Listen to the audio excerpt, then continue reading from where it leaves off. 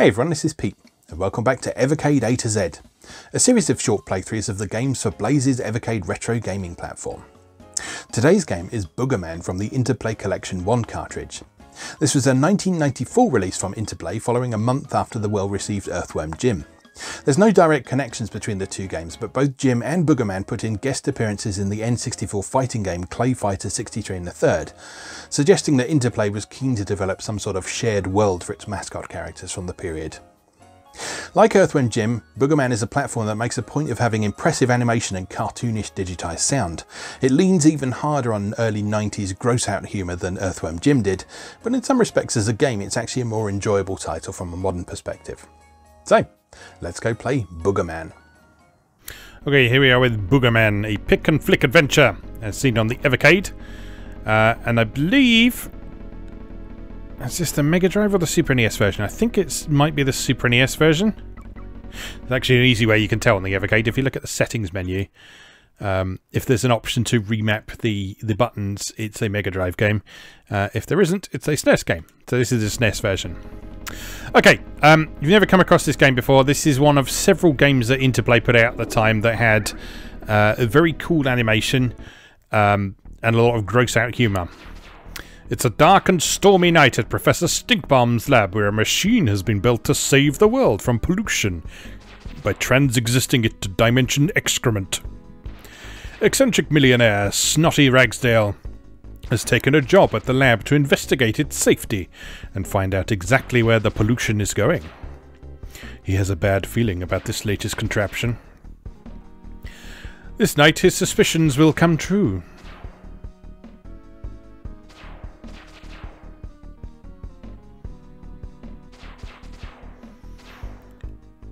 So here is Snotty Ragsdale with his spectacularly enormous chin. And he sneezes, and the machine goes horribly wrong, and someone steals the thing. And of course, he's Boogerman. So without any concern for his own safety, he jumps right in there, ready to explore the flatulent swamps for the first time. Okay, so in Boogerman, you can jump, you can flick bogeys at people, you can belch, and you can guff. You can also dig through piles of trash for stuff, collect plungers, collect capes to effectively restore your health. The colour of Boogerman's cape determines how many hits he can take. If it's sort of flickering red like it is now, you can take 2 hits. If it's red, you can take 1 more hit.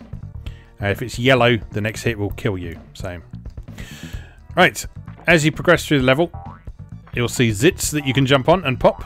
Those are just collectible. I don't think they do anything. It does count up how many you get at the end of a level and gives you a bonus for it, but I don't think they actually do anything as such. Whereas if you get enough plungers, you get an extra life.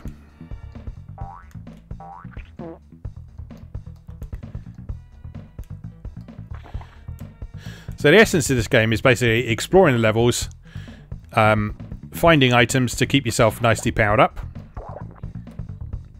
As you'll see at the top of the screen, you've got limited amounts of both snot and gas with which to fuel your various attacks. And then secret stages like this, where you can usually find some extra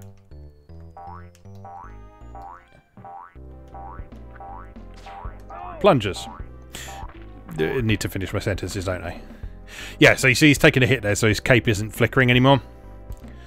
So that means the next hit will take him down to yellow cape status, and if he gets hit while his cape is yellow, then you lose a life. But you'll tend to find that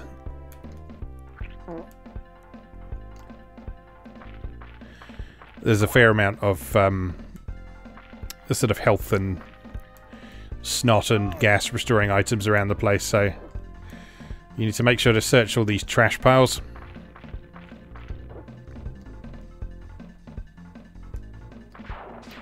Now there I picked up a chili pepper, which makes his belches fiery, so you can fire them further and faster.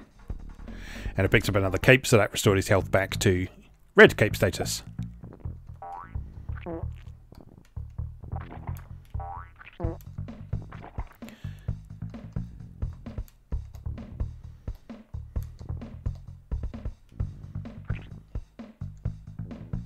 What is this? I thought this was something.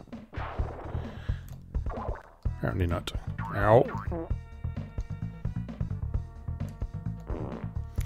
Little secret. I knew that was there. Right, I've got milk now, which makes his... Yeah, which means you can basically gob stuff out directly instead of having to pick it out of your nose. Nice, huh? Oh, there we are. You have to land on it. That's a checkpoint there. So if you die, it will restart from that latrine.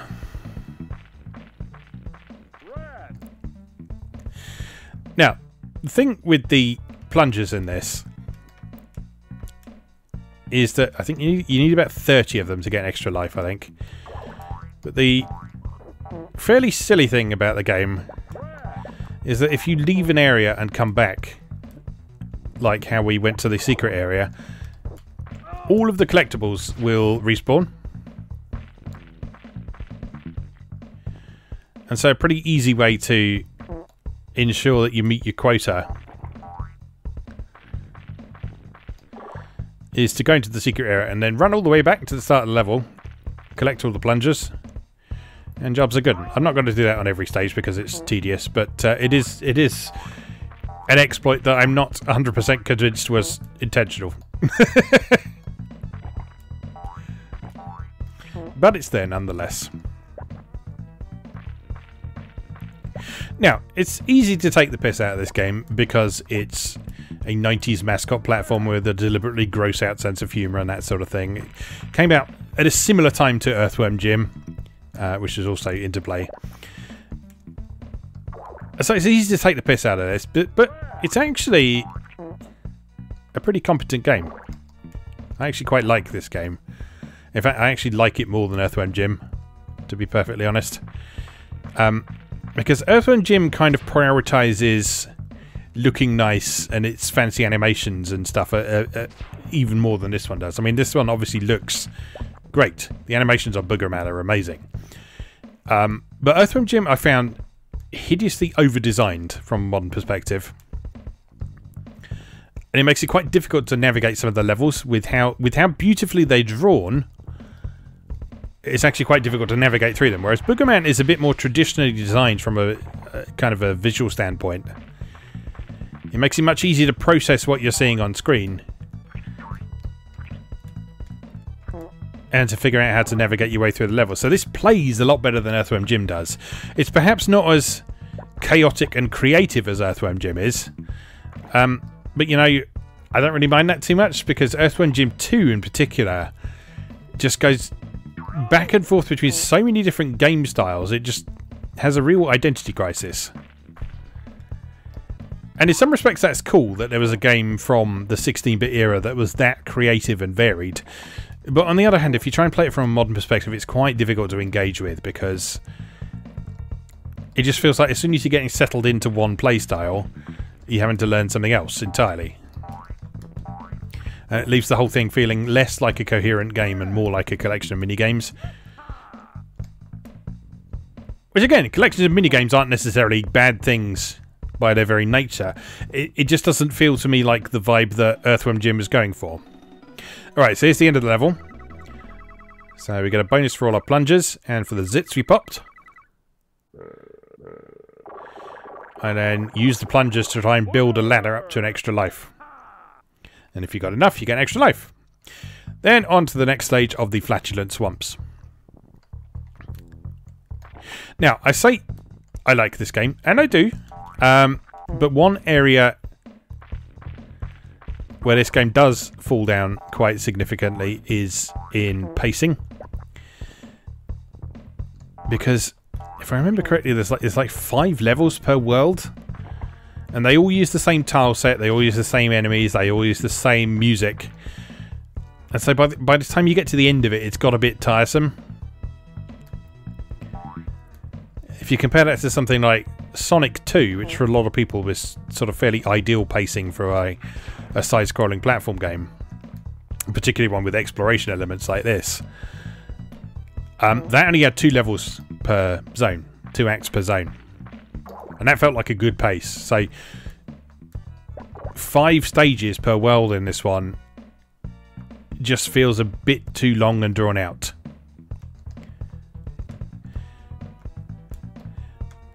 Which is a shame. I mean, it's not a deal breaker by any means, because if you know where you're going, you can race through the levels pretty quickly. You don't have to wander around and collect all the plungers. You don't have to search out the secret areas.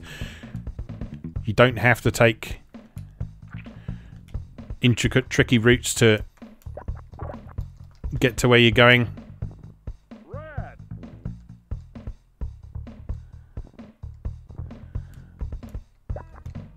You can just concentrate on trying to get through the level as quickly as possible if you want to. But even then, 5 stages of a single world, a single tile set, a single piece of background music is a little bit much.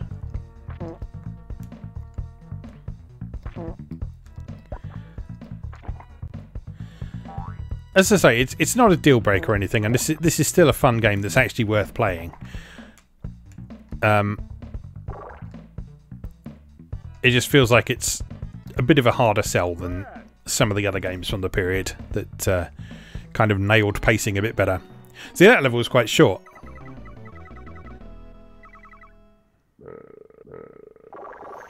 But we didn't get enough plungers to get to the extra life this time, so we just proceed on our way to the next one. On to Flatulent Swamps level 3!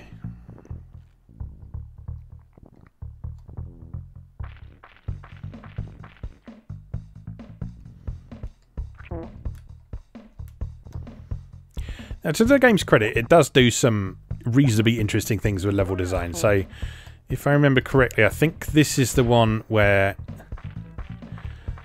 rather than simply proceeding from left to right, you're kind of going back and forth and ascending the whole way. There's certainly one of the levels in this first world that's like that. I forget whether it's this one or not. I guess we'll find out shortly. Whoops.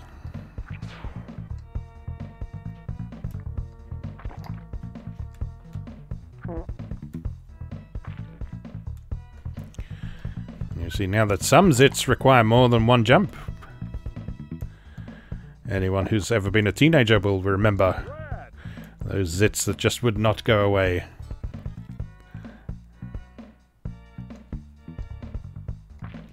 But yeah, I didn't actually play this back in the day.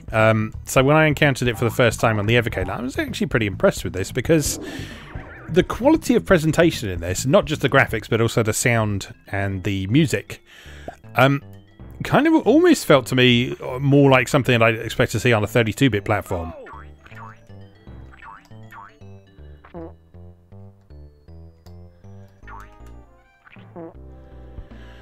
I think that's probably just because I tend to associate the 16-bit platforms with visuals that are more obviously pixel art, if that makes sense. This is still pixel art, obviously, because you can still see the pixels on everything, but there's a much more sort of hand-drawn, hand-animated feel to all of it, just because of the fluidity of that animation. Oh, bollocks. Gives it the feel of something that's on a more advanced console, because it just sort of... Oh my god! It looks like something I'd expect to see on the Saturn or the PlayStation. Please die. Thank you.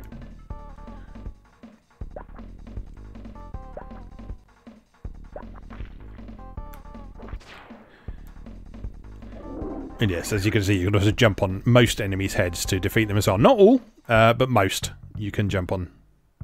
I think those ghosts are one of the ones that you can't jump on. And there's some of those goblin type things sort of stick their spears up in the air as well. Squish! Come on, squish. There we go. There's a stubborn one.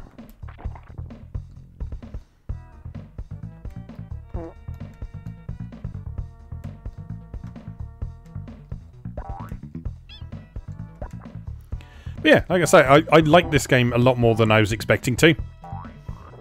Because out of all the Evercade carts that have been released so far, the least popular ones for most people, not everyone, but the least popular ones for most people, seem to be the two Interplay carts for a couple of reasons. First of all, they're the carts that have got the fewest games on them, aside from the Xeno Crisis and Tanglewood one, but those are two modern games that are selling for much more by themselves. But also because Interplay games are not anywhere near as fondly regarded as some of the other stuff we've seen on the Evercade. And with what the Interplay brand means today as well, which is to say that it also incorporates stuff from the French developer Titus as well. Someone pronounced that Titus the other day. I don't know where they got that from. I've always called it Titus. I guess there are plausible arguments to both. But anyway, yeah, the Interplay brand owns all of Titus IP.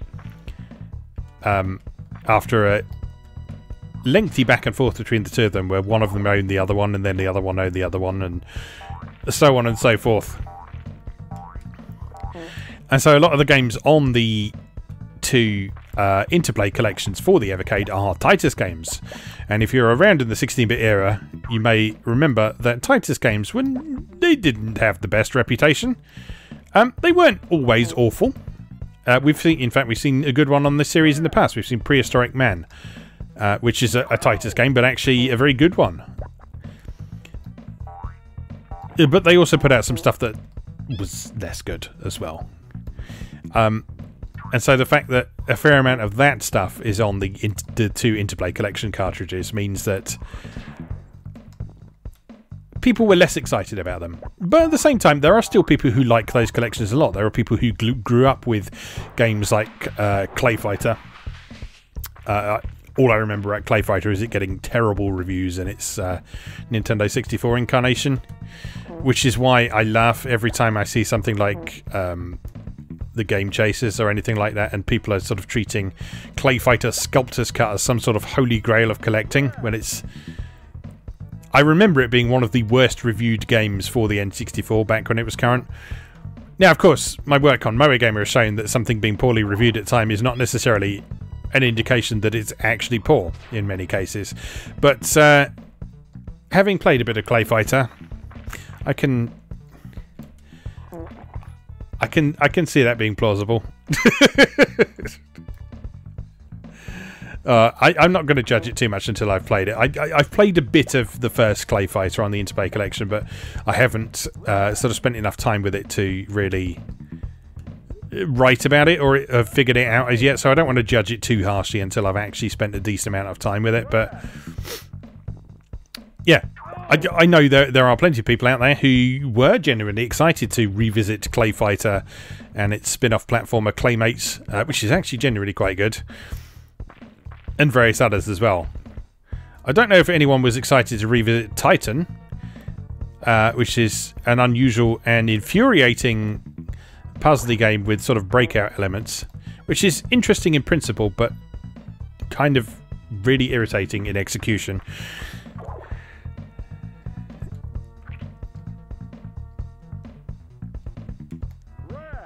But yeah, the upshot of all this is that it was quite a pleasant surprise to play this game and realise that it wasn't terrible.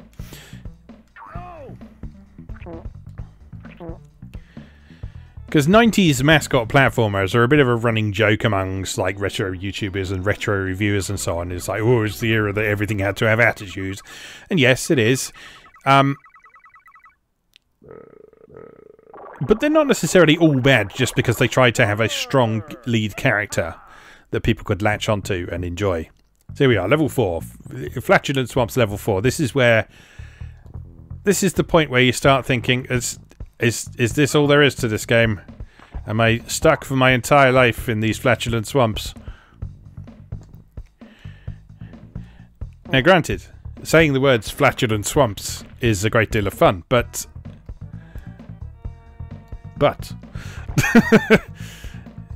no pun intended. Yeah, after a while you you start to crave a little variety. Which we will eventually get. I just have to remember how to get through all this first. So you notice there's helpful signposts all over the place. So although these levels often involve a bit of Euro platformer style back and forth. Oh dear, death. Although they do involve a bit of Euro platformer style back and forth, the route you're supposed to take in order to get to the end of the level is usually reasonably clear. Which is very much appreciated. Particularly if for one reason or another you're trying to get through the game quickly. I don't know if there's a big market for Boogerman speedruns, but, well... if you're taking aim for that, just follow the signs.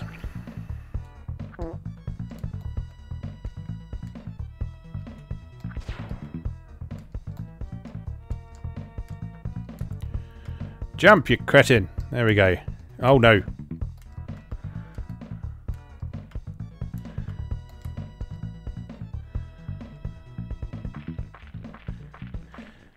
If I remember rightly, the fifth stage of this world is a boss, so I guess it doesn't really count as a full stage, but... you know, 2 stages and a boss would have been fine.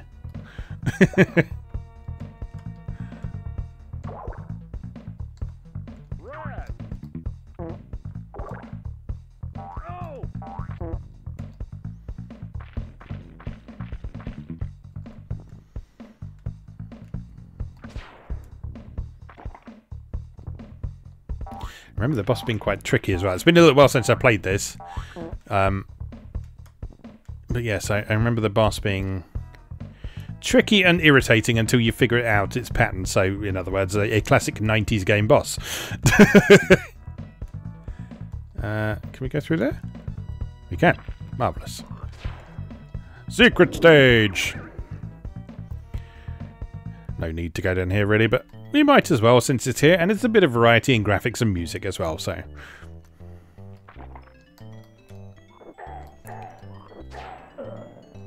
multi-hit enemy, eh?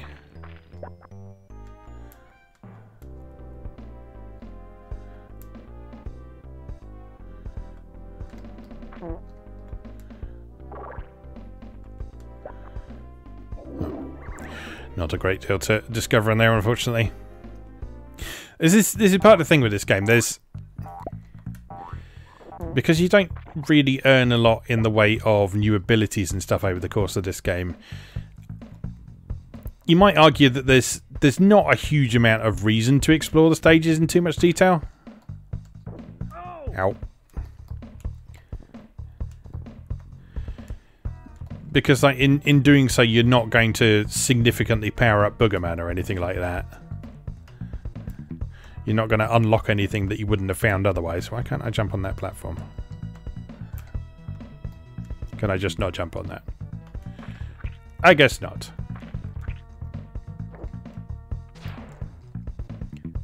And how do we get out of here? You've got to be able to land on that. Oh, there we are. Obviously, we need to jump on the invisible platform inside the tree.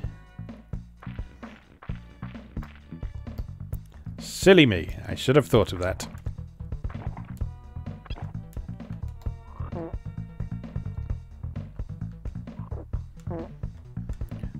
Ooh, there's a cape. I want that.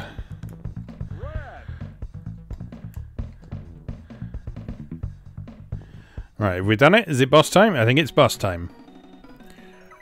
I'm probably going to humiliate myself on this boss, so please be ready for that. Hick boy.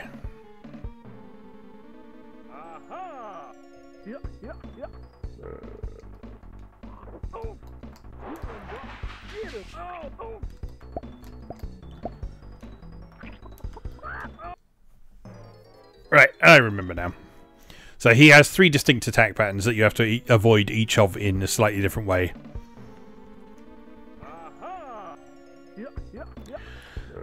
So hit him once with that. Jump up there to avoid his chicken. Hit him again. Duck under his eggs. Hit him again. Jump over him while he goes over there, and then repeat.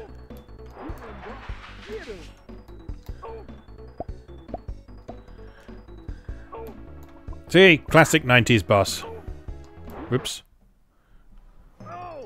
Classic failure to complete 90s boss. Right, concentrate.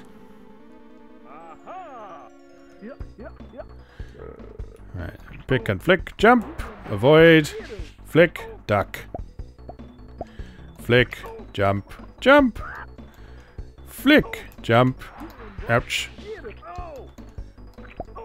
Oh, I fucked that up. This is the trouble.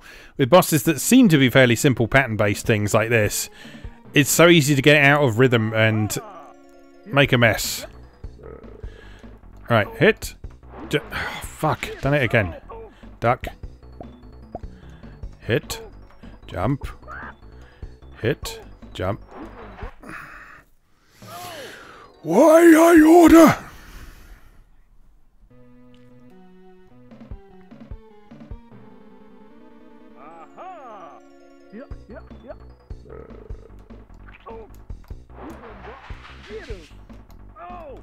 Or if you get too close, he hits you with his chicken as well. So, bear that in mind. And also, if you're too slow, he just does his next animation anyway. Bollocks! Game over!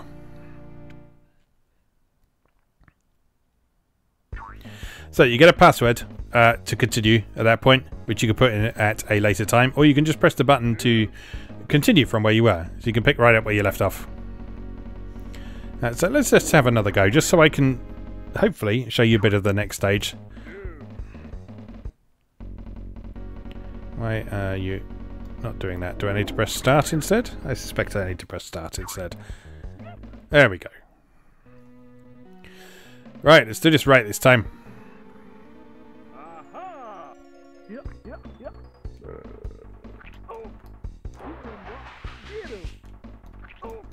Oh, no, done it wrong. Duck. Jump.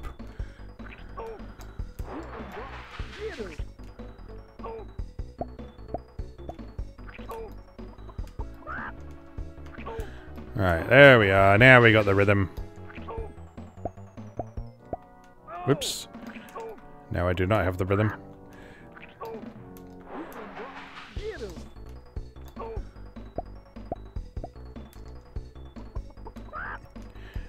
Helps if you actually attack in the openings. Oh god. I wonder if burps do more damage.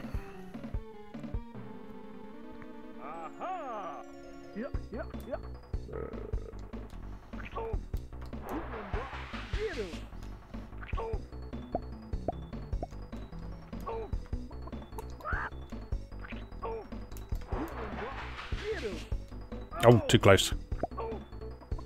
Ow! Ow! See what I mean? Annoying. Shouldn't be annoying. Because it's simple. Right. Flick. Jump. Jump. Flick. Duck. Flick. Jump. Jump. Flick. Jump. Jump. Flick. Duck. Flick. Jump. Jump. Flick. Jump. Jump. Flick. Duck. Flick. Jump. Jump. Flick. Jump. Jump. Flick. Duck. Flick. Jump. Jump. Flick. Jump. Flick. Duck. Flick. Oh no.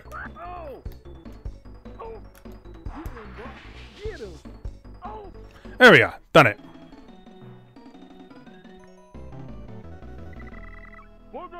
Booger! Alright. On to the next world, which is called the Pits.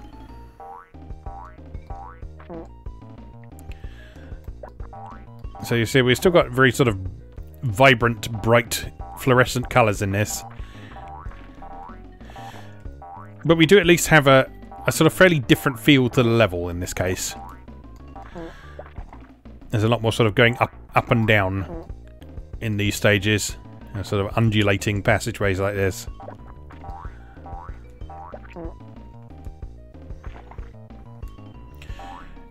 And different music. Oops. And different enemies, which is nice. So like I say, I do like this game. It just feels like a lot of effort to get through that first world. I tend to find once you do get through that first world, I think the pace of the game does almost feel like it increases a bit because you're a bit more used to how it's doing things and how you don't necessarily need to go out of your way to explore and find all the things that are hidden throughout the various levels. But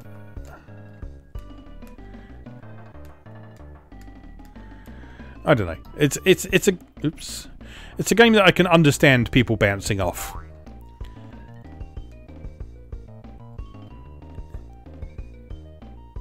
Simply because it's more fun to play something where there's a bit of variety. I mean, that's why Mario games always do so well. It's because you're always doing something different one stage after another. And one stage you're doing a fairly straightforward run from right to left or left to right platforming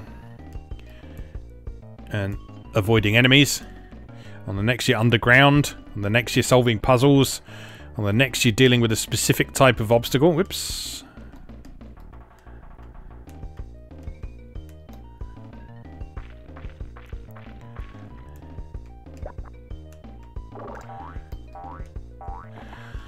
Whereas on this, each stage is fundamentally quite similar to the last one.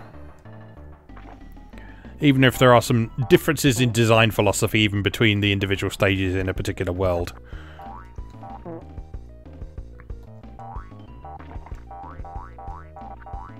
Oops! And that's game over. Okay, I think we'll leave that there for now. You've got an idea of how this game unfolds and its pacing and the cool animation and so on. As you progress through the game, you do start to see more and more different things. Like the things you see on this password screen here, these are different types of enemies that you encounter over the course of the game. And it's always it's a genuine joy to come across new enemies in this game and see what their animations are and what their sound effects are and whether or not they fart when you jump on them and that side of things. So yeah, it's a fun game. It's worth spending a bit of time with. It's by no means sort of the greatest 16-bit platformer there ever was or anything like that, but it's a lot better than you might assume it would be, given that it's a 90s mascot platformer with gross-out humour. Yeah, it's got a lot more going for it than you might expect. So give it a chance. Give it a chance. I would encourage you to. I gave it a chance and I was very pleasantly surprised with it. And I even find myself coming back to it fairly frequently. But yeah, write down those passwords or make use of save states just so you don't have to go through that first world every single time you play. Alright, that was Boogerman from the Interplay Collection 1 for Evercade. As always, thank you very much for watching and I'll see you again next time.